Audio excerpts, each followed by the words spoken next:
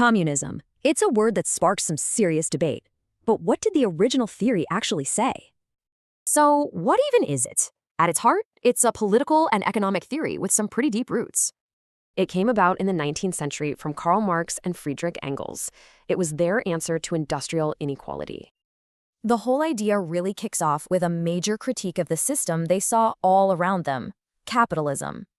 They basically saw society split into two groups: the bourgeoisie, who own everything, and the proletariat, the workers. And this, they argued, leads to exploitation, where profits are made off the backs of the workers. Okay, so if that's the problem, what's the solution? Well, the end goal was a totally new kind of society. The big idea? A society with no class divides, where your bank account doesn't decide your future. And how do you get there? Through common ownership. So no more private individuals owning factories, farms, or land. Now, this is a huge shift. Resources are handed out based on what people actually need, not just for profit. But wait, how do you run an economy without a market? The theory points to central planning.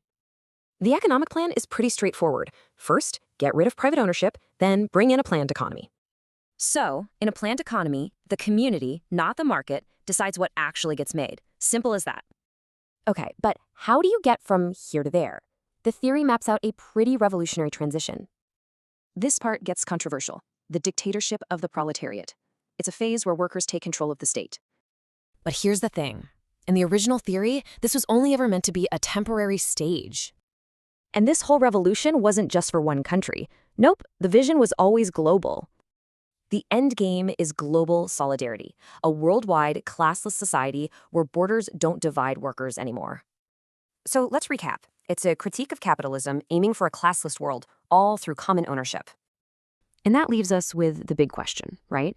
Is this an ideology for equality or a blueprint for oppression?